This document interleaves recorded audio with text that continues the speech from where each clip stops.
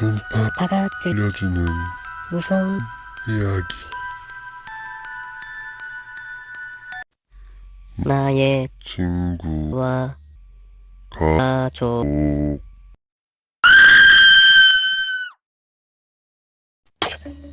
이 이야기는 꽤 긴 이야기예요. 하지만 여러분들이 잠깐이라도 내 이야기를 들어주었으면 해요. 저는 친구를 만드는데 소질이 없었어요. 제 부모님은 제가 어렸을 적 교통사고로 돌아가셨어요.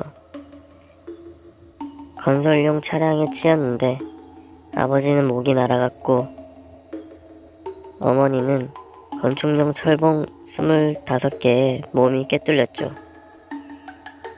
이 사건은 세상에서 절 온전히 혼자로 만들어 버렸어요. 정말 많은 노력을 했지만 다른 사람과 도무지 상호작용을 할 수 없었어요. 그리고 그런 상황은 절 완전히 미쳐버리기 직전까지 만들어 버렸어요. 그러던 어느 날 집에 가면 욕조에서 내 손목을 그어버릴지 말지 생각하고 있을 때 그가 나타났어요. 그의 이름은 카엘.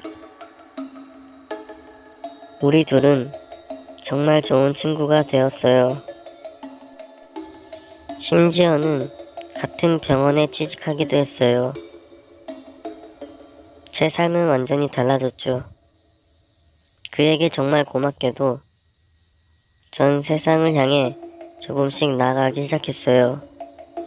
그리곤 아름다운 여자를 만나 사랑에 빠지고 결혼을 하고 아이까지 가지게 되었죠. 승진도 하고 연봉도 올랐어요. 제일 좋았던 건 일주일에 이틀이나 3일 정도만 일하면 된다는 사실이었어요. 모든 것이 순조롭게 흘러갔어요. 어느 날 전 카엘에게 제 부인을 소개시켜 주겠다고 했어요. 그는 조금 머뭇거렸지만 제가 거의 떠밀다시피 했죠. 결국 그는 우리 가족의 저녁 식사에 초대받게 되었어요. 제가 그를 가족에게 소개시킨 날, 제 부인은 당혹스러운 미소를 띤 채 저녁 식사 내내 카일에게 말을 걸지 않았어요. 식사가 끝나고 그는 식사에 대해 어색하게나마 감사를 표했지만 제 부인은 카일에게 대답하는 대신 저를 계속 쳐다보고 있었어요. 마치 제가 그녀를 배신하기라도 한 것처럼요. 아들은 다른 방에 있는 자기 침대에서 울고 있었어요.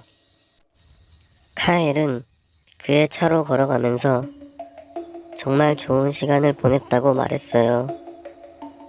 가기 전에 그는 제 눈을 똑바로 바라봤어요. 그리곤 슬픔이 가득한 목소리로 말했죠. 정말 미안해. 하지만 넌 나를 초대해선 안 되는 거였어. 그리곤 그는 가버렸어요. 그때부터 전 제 부인이 저와 거리를 두며 멀어지는 걸 느꼈어요. 가끔 그녀는 제가 말을 할 때면 절 완전히 무시해버리기도 했어요. 심지어 제가 말하는 도중에 그냥 가버리기도 했습니다. 일도 점점 힘들어졌고 곧 저는 많은 일 때문에 사무실에서 거의 살다시피 해야 했어요. 설상가상으로 사무실 규모가 작아졌고 저는 결국 문 하나만 딸랑 있는 곳으로 옮겨가야 했어요. 그래도 저는 제 일이 참 좋았죠. 저는 카엘과 매일 대화를 했어요. 이따금씩 사람들이 사무실에 많이 몰려 들어왔죠. 매일 저는 사무실 문에 나 있는 작은 창문을 통해 4~5명의 하얀 자켓을 입은 사람들을 볼 수 있었어요. 그들이 하는 일은 항상 똑같았어요. 그들은 카엘과 제가 이야기하는 걸 보고 그들의 노트에 적힌 뭔가를 체크하고 달아나다시피 했죠. 전 카엘에게 그들에 대해 물었지만 그는 신경 쓰지 말라고 했어요. 그는 절 시무룩한 표정으로 쳐다보았고 그것에 대해 잊어버렸어요. 그리고 우린 계속 대화를 이어나갔죠. 그냥 제 삶이 어떻게 흘러가고 있는지 뭐 그런 것들에 관해서요. 2주일쯤 뒤 카일은 제 사무실에 오더니 대뜸 그가 오랜 시간 동안 여행을 해야 할 것 같다고 말했어요. 언제 돌아오냐고 물었더니 고개를 저으며 확실치 않다고 이야기만 하더군요. 그리곤 그는 곧 떠나버렸어요. 그리고 어느 날 저는 생전에 보지도 못했던 방 안에서 눈을 떴어요. 4개의 콘크리트 벽이 절 둘러싸고 있더군요. 방에는 창문도 없었고 있는 거라고는 침대 하나, 책상 하나, 그리고 육중한 철문이었어요. 전 누군가 제발 날 좀 꺼내달라며 계속해서 소리를 질렀어요. 결국 한 사람이 모습을 보이더군요. 전 그 사람을 제 사무실에서 본 적 있었기에 바로 알아볼 수 있었습니다. 전 그에게 제가 얼마나 여기 있었는지 물어봤고 얼른 절 풀어달라고 부탁했어요. 그는 절 쳐다보더니 제가 이곳에 있던 4년의 시간 동안 처음으로 이곳을 벗어날 수 있는 기회를 얻었다고 이야기했어요. 그동안 전 미쳤었다는 것도요. 당연하게도 이건 믿을 수 없는 이야기였죠. 하지만 곧 무슨 일이 일어났는지 깨달았어요. 카엘. 전 감정을 주체하지 못했고 무너져서 흐느꼈어요. 저의 제일 친한 친구가 그저 내 상상 속 허구 이미지에 불과하다는 사실에 완전히 무너져 버렸죠.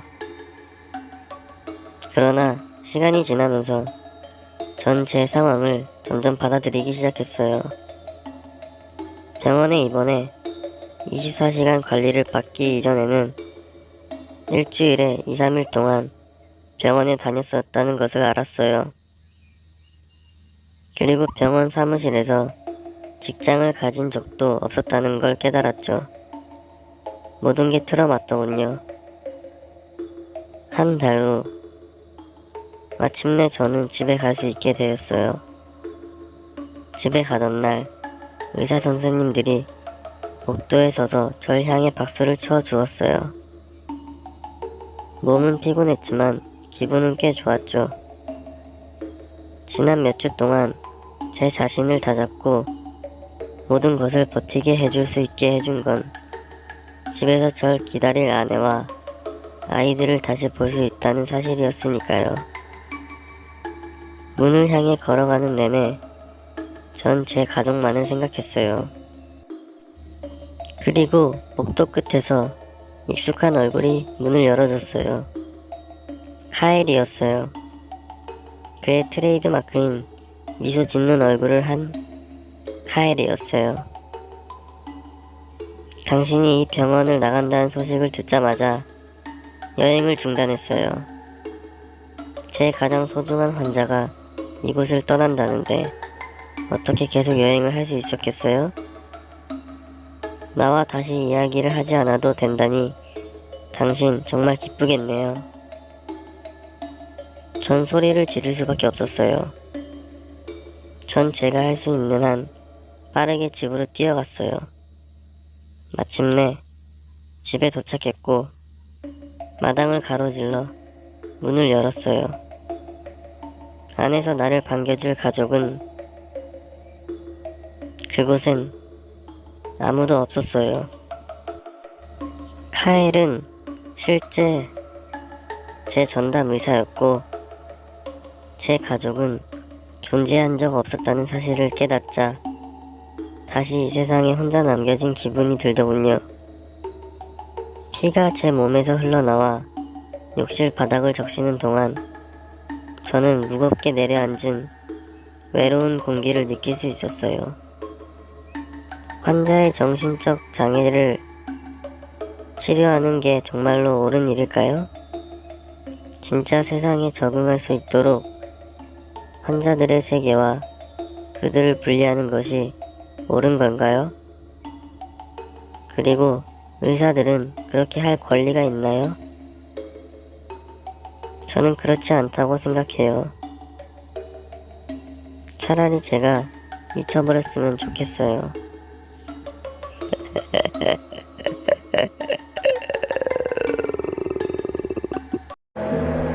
소름 끼치면 구독, 좋아요